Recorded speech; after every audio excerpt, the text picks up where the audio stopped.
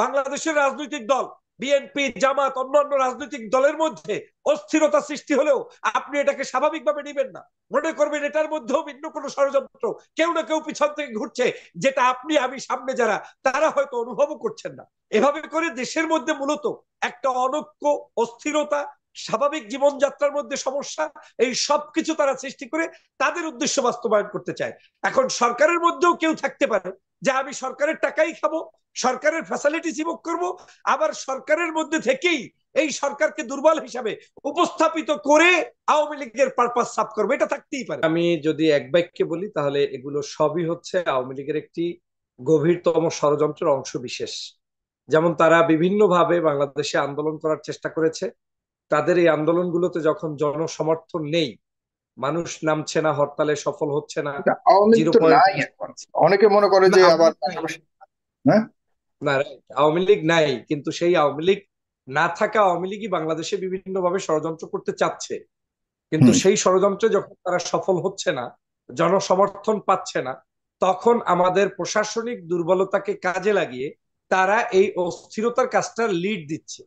সেটা হুম। তারা গোপনে দিচ্ছে, এবং এটার মূল উদ্দেশ্যটা হচ্ছে বাংলাদেশকে যদি অস্থিতিশীল করা যায়, হুম।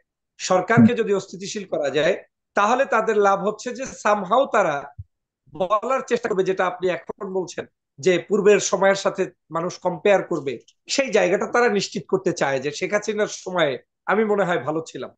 কিন্তু শেখ হাসিনার সময় আপনি ভালো ছিলেন কি ছিলেন না, এটা দেখতে হলে আর একটা গুম করতে হবে, খুন করতে হবে, আয়নাঘর প্রতিষ্ঠা করতে হবে, র্যাবের ক্রস ফায়ার করতে হবে, তখন আপনি কম্পেয়ার করতে পারবেন যে কোনটা ভালো ছিলেন কোনটা ছিলেন না। কিন্তু হুম। সামাজিক দৃষ্টিতে আজকে যেটা হচ্ছে, এটা একটা ষড়যন্ত্র। আমার দুঃখ লাগছে সাগর ভাই এজন্য যে সরকার এটা বুঝেও সরকার কেন না বোঝার ভান ধরছে, সরকার কেন এটার ব্যাপারে কঠোর হচ্ছে না। আমরা এই সরকারকে 5 তারিখ ম্যান্ডেট দিয়ে দিয়েছি। সরকারের তো কোনো দুশ্চিন্তা করার দরকার নাই যে বাংলাদেশে কোনো সরকার, রাজনৈতিক দল কিংবা কোনো বিরোধী দল কোনো যদি কঠোর অ্যাকশনে যায় তাহলে তারা আমাদের পক্ষে থাকবে না, তা কিন্তু নয়। সরকারের পক্ষে থাকবে বাংলাদেশের সমগ্র মানুষ। কিন্তু সরকার বারবার কেমন জানি মনে হচ্ছে যে একটু নিরাপদ, নিবৃতে, নিরিবিলি টাইপের কিছু করে সময় পার করতে চায়। যে আমরা কিছু করতেও চাই না, কাউকে কষ্ট দিতে চাই রাইট। না, কারো উপরে আঘাত করতে চাই না। কিন্তু বাংলাদেশের সাগর ভাই আপনি নিশ্চিত জানেন লুকিয়ে লুকিয়ে এই লুকিয়ে লুকিয়ে ওরা কজন, তারা কজন, তারা কয়েকজন মিলেই সামনে যেতে চাচ্ছে। কেউ যেন কারোর সাথে ধরা নাই, ছোঁয়া নাই, কারোর সাথে যোগাযোগ নাই। ওটা এরকম একটা গুপ্ত সরকারের মতো রাইট, অবস্থা। হুম। রাইট সাগর ভাই। তো এখন এই জায়গাটাই সরকারের যেটা উচিত ছিল সেটা হচ্ছে সরকার শুরুর দিক থেকেই কঠোর অবস্থানে থাকা। যেমন এই যে ডেভিল হান্ট নামে যে আমাদের অপারেশন চলছে, এই অপারেশনের উপরে কিন্তু বাংলাদেশ আশ্বস্ত হয়েছিল। জনগণ কিন্তু প্রথম 1-2 দিনে বেশ আনন্দ অনুভব করছিল, সারা দেশের জনগণ, রাজনৈতিক সংগঠনের নেতৃবৃন্দ তারা কিন্তু এটা খুশি হয়েছিল। এই ডেভিল হান্ট শুধুমাত্র আওয়ামী লীগের জন্য না, বাংলাদেশের সমগ্র রাজনৈতিক দলের মধ্যে যারাই সন্ত্রাস, চাঁদাবাজ, দুষ্ট, তাদের জন্য আপনি অ্যাপ্লাই করতে পারতেন। তাহলে এই বাংলাদেশের সমগ্র জায়গায় সুন্দরভাবে এই দেশটাতে শান্তি বিরাজ করতো। কিন্তু আমার কাছে মনে হচ্ছে যে কোনো ষড়যন্ত্র একদিকে আছে।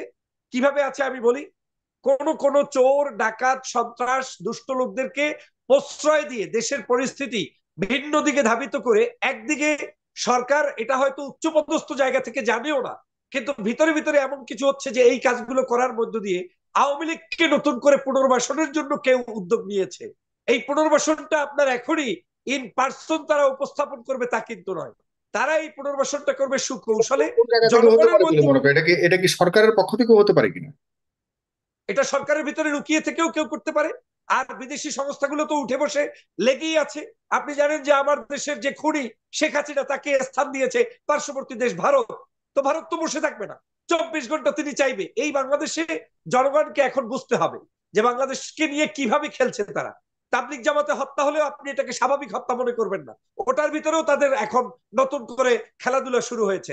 বাংলাদেশের রাজনৈতিক দল বিএনপি, জামাত, অন্যান্য রাজনৈতিক দলের মধ্যে অস্থিরতা সৃষ্টি হলেও আপনি এটাকে স্বাভাবিকভাবে নেবেন না। মনে করবেন এটার মধ্যেও ভিন্ন কোনো ষড়যন্ত্র, কেউ না কেউ পিছন থেকে ঘুরছে, যেটা আপনি আমি সামনে যারা তারা হয়তো অনুভবও করছেন না। এভাবে করে দেশের মধ্যে মূলত একটা অনৈক্য, অস্থিরতা, স্বাভাবিক জীবনযাত্রার মধ্যে সমস্যা, এই সবকিছু তারা সৃষ্টি করে তাদের উদ্দেশ্য বাস্তবায়ন করতে চায়। এখন সরকারের মধ্যেও কেউ থাকতে পারে যে আমি সরকারের টাকাই খাবো, সরকারের ফ্যাসিলিটিস ভোগ করবো, আবার সরকারের মধ্যে থেকেই এই সরকারকে দুর্বল হিসাবে উপস্থাপিত করে আওয়ামী লীগের পারপাস সাফ করবে, এটা থাকতেই পারে। এখন কে, আই ডোন্ট নো, কেউ না কেউ এখানে গুটি খেলতে পারে। কিন্তু ডক্টর মোহাম্মদ ইউনূস হয়তো সজ্জন ব্যক্তিত্ব, রাজনৈতিক জ্ঞানের, তিনি হয়তো বাংলাদেশের সম্পর্কে অতটা পারদর্শী না থাকলেও তিনি বিশ্ববিখ্যাত একজন ব্যক্তিত্ব, নোবেল লরিয়েট, তার প্রতি আমাদের আস্থা আছে।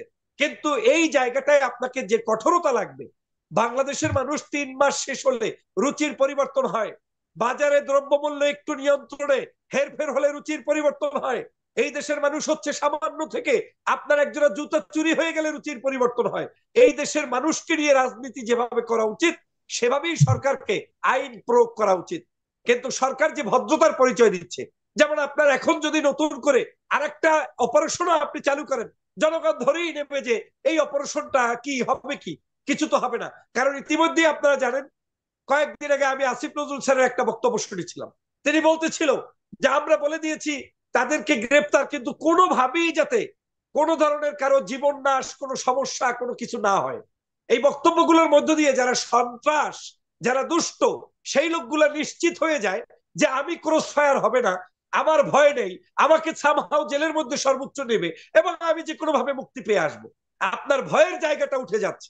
আমরা যখন একজন পুলিশ পিছন থেকে মারছে, সেইটা ফ্লোরের উপরে মারছে, আমরা তখন যখন উচ্ছ্বাসের সাথে তাকে ধন্যবাদ জানাই, অবশ্যই ধন্যবাদ জানাই। কম্পেয়ার টু আওয়ামী লীগ আমাদের পুলিশ বাহিনীর সদস্যরা ভালোভাবে কাজ করছে। কিন্তু তখন জনগণ আবার অন্যদিকে মেসেজ নিয়ে নিচ্ছে যে সামহাও মিছিল করলে পুলিশ পিটাবে ঠিকই, কিন্তু সেটা ওই রাস্তায় পিটাবে, আমার গায়ে পিটাবে না। এই যে একটা সংস্কৃতি চালু হয়ে যাচ্ছে, আবার নতুন করে আপনি যে এখন অভিযান করবেন, এখানেও জনগণ ধরে নিচ্ছে যে সেনাপ্রধান যেহেতু বক্তব্য দিয়ে বলে দিয়েছে যে কারোর সাথে কোনো বড় ধরনের ইসে আসা যাবে না, নির্বাচন পর্যন্ত আমাদেরকে ওয়েট করতে হবে, ধৈর্য ধরে আগাতে হবে। এই বক্তব্যগুলো অত্যন্ত সুশীল, অত্যন্ত ভদ্র, অত্যন্ত সুন্দর, কিন্তু এটা বাংলাদেশের জন্য অ্যাপ্রুভেবল না। এই বাংলাদেশের জনগণকে যেই দিকে আপনাকে শায়েস্তা করার জন্য যারা সন্ত্রাস, ডেভিল, দুষ্ট চক্রের লোক, তাদের জন্য যা দরকার সেটাকে কঠোর হস্তে একজন স্বরাষ্ট্র উপদেষ্টার মুখ থেকে শুরু করে রাষ্ট্রের প্রত্যেকটি সর্বোচ্চ ব্যক্তি থেকে ওইভাবে কঠোর আওয়াজ রাখতে হবে এবং প্রয়োগ করতে হবে। কিছু কিছু জায়গায় আপনাকে মনে রাখতে হবে, 18 কোটি জনগণকে শান্তিতে রাখতে হলে যদি এই দেশে ডেভিলদেরকে, আপনার 100 ডেভিলকেও যদি আপনার আইনের কাঠগড়ায় দাঁড় করিয়ে ফাঁসি পর্যন্ত দিতে হয়, তাও দিতে হবে, না হয় এই দেশ আপনি শান্তিতে রাখতে পারবেন না। আর এইটা যদি আপনি এখন অনুভব না করেন, তাহলে দুটো সমস্যা জাতির জন্য। প্রথম সমস্যা হচ্ছে এই সরকার নড়বড়ে হয়ে যাবে। দ্বিতীয় সমস্যা হচ্ছে এই সরকার নড়বড়ে হওয়ার পরেই পরবর্তী খেলাটা শুরু করবে যাদেরকে আমরা এই বাংলাদেশ থেকে 5ই আগস্ট বিপ্লবের মাধ্যমে তাড়িত করেছি, বিতাড়িত করেছি, সেই ব্যক্তিরা আবার নতুন করে মাথা জাগিয়ে ওঠার চেষ্টা করবে। আমি জানি না কেউ না কেউ বিহাইন্ডে সেই পরিকল্পনা নিয়েই হয়তো মাঠে আছে, যে কারণে আজকের এই পরিস্থিতি। আমি সেদিন সাগর ভাই আপনার পেজেও এসেছে, আমি বলেছিলাম যে 3 দিনের জন্য আমাকে স্বরাষ্ট্র উপদেষ্টা করেন, 3 দিন টাইম, রাস্তায় ঘুমাবো, আপনার ওই যে কি বলে স্টুডেন্টদের বাসভবনে থাকবো, সরকারি গাড়ি লাগবে না, তৈল লাগবে না, বেতনও লাগবে না। কিন্তু আপনাকে এই দেশের আওয়ামী লীগের ডেভিলদেরকে আপনার নিশ্চিহ্ন না করা পর্যন্ত এই বাংলাদেশে আপনি ভালো কিছু করতে পারবেন না সাগর ভাই। আমি সেটা বলেছিলাম আবেগের জায়গা থেকে, আমার স্বার্থের জন্য স্বরাষ্ট্র উপদেষ্টা হতে চাইনি। আমি বলেছিলাম যে কঠোর হতে হবে। কঠোর কেমন কঠোর? যেমন কঠোর হওয়ার মধ্য দিয়ে শেখ হাসিনাকে আমরা 5ই আগস্ট বিতাড়িত করেছি, সেম কনসেপ্টেই আমাদেরকে কঠোরতার উচ্চতর জায়গা থেকে আওয়ামী লীগের সকল দোসরদেরকে বিতাড়িতই করতে হবে। আইনের মাধ্যমে করতে হবে, বাড়িতে বাড়িতে যেতে হবে, হামলা মামলা পূর্বে যতগুলো অন্যায় করেছে প্রত্যেকটার জবাবদিহিতা করতে হবে। 5 দিন টানা ডলার উপরে রাখেন, দেখবেন আওয়ামী লীগের ষড়যন্ত্র কাজ করবে না।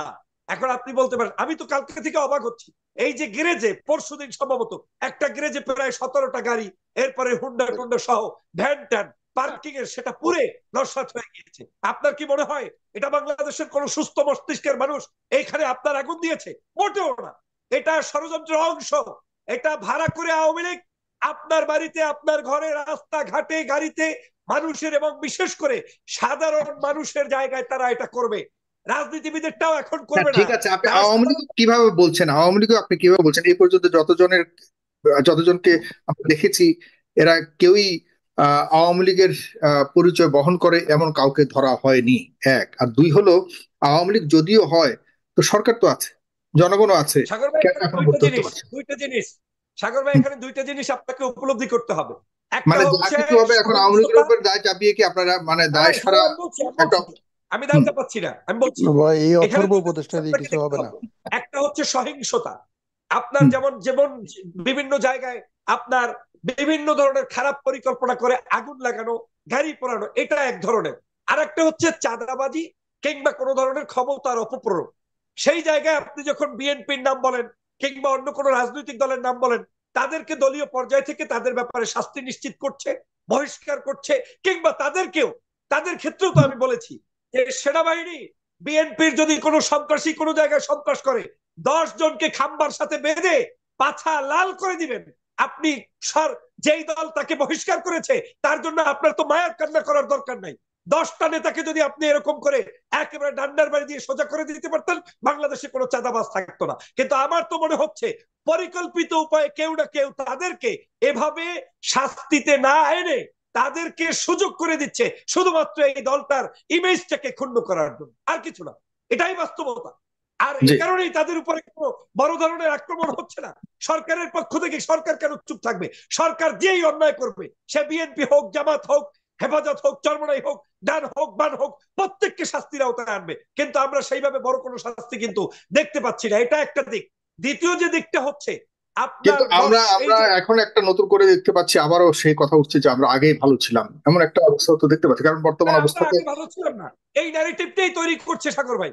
আমরা কোনোদিনই আগে ভালো ছিলাম না। আমরা আগে ছিলাম ভয়ানক জাহান্নামের মধ্যে, এখন আছি জাহান্নামের দরজা থেকে বের হয়ে একটু সামনে। ওই জাহান্নামটা কি ছিল? এই দেশের শত শত হাজার হাজার নেতা কর্মীর বিরুদ্ধে মামলা, হামলা, র্যাবের ক্রস ফায়ার, মানুষকে ডেকে নিয়ে হত্যা করা, নির্যাতন করা, বাড়ি থেকে টেনে হেঁচড়ে নিয়ে যাওয়া, বিশ্ববিদ্যালয়গুলোতে ছাত্রলীগ তারা ধর্ষণ করতো, হত্যা করতো। সেইটা এখন আর বাংলাদেশে নাই। বাংলাদেশের মানুষ হচ্ছে একটু আরাম প্রিয়, তারা চায় শান্তি নিশ্চিত হতে।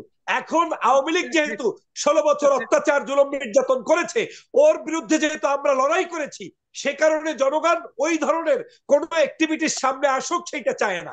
আর সেটা না চাওয়ার কারণে আপনার মতো লোকেরা, আমার মতো লোকেরা, অন্যরা হয়তো এটা বলছে আগে ভালো ছিলাম। এই আগে ভালো ছিলাম এটা আওয়ামী লীগের একটা ন্যারেটিভ। এটা প্রতিষ্ঠিত করার জন্যই দেশি বিদেশি ষড়যন্ত্র স্টিল চলমান। আমি বলছি কোনোদিনই আমরা ওই আগে ভালো ছিলাম না, এখন ভালো আছি। তবে এই ভালোটা আরো এস্টাবলিশ করতে হবে। সেজন্য আপনাকে বলছি সরকারকে সুযোগ রাখতে হবে দুটো দিকে। সরকারকে সতর্ক হতে হবে। একটা হচ্ছে এই যে গাড়িগুলিতে আক্রমণ করছে, আপনার কি মনে হয় বিএনপি কোন জায়গায় গিয়ে গাড়ি পোড়াবে? আপনার কি মনে হচ্ছে জামাত এই গাড়ি পোড়াবে? লাভটা কি? তাদের তো বিজয় হয়েছে, তারা তো এখন আপকামিং আগামীর ক্ষমতায় আসবে। হ্যাঁ বলতে পারেন চুরি ডাকাতি কিংবা কোন জায়গায় যদি কিছু টাকা পয়সা নিতে পারে, তাতে যদি কোনো নেতাকর্মী উপকৃত হয়, আমি তো সেটা আগেই বলে দিয়েছি। জি কেউ জি যদি সেটা করে কায়দা মতো আপনি ডান্ডার বাড়ি দিয়ে সোজা করে দিন, সেখানে যদি কোনো দল তার পক্ষে দাঁড়ায়, জনগণই তাকে প্রতিহত করবে। বিএনপি নাম লাগিয়েও সন্ত্রাস করতে পারবে না, জামাত নাম লাগিয়ে করতে পারবে না। সেই কাজটা সরকারের করা উচিত। সরকার কিন্তু সেখানেও ঘড়িবসি করছে। কি কারণে করছে আমি জানি না। আমার কাছে জি কারণটা হয়েছে এরকম যে সরকারের ভিতরেও ঘাপটি মেরে কোনো না কোনো ব্যক্তি আছে যারা ভিনদেশি দালাল, তাবেদার, ভারতের এজেন্ডা বাস্তবায়নের জন্য এই ধরনের পরিবেশ তৈরি করছে। একদিকে জনগণের উপরে সমস্যা তৈরি করছে, অন্যদিকে দলগুলোকেও কিছু অপকর্ম করার সুযোগ তৈরি করে দিচ্ছে। এরপরে আওয়ামী লীগ সুফি সাধক হিসাবে বাংলাদেশে আবির্ভূত হতে চায়, যেটা আমরা কোনোভাবে মেনে নিব না।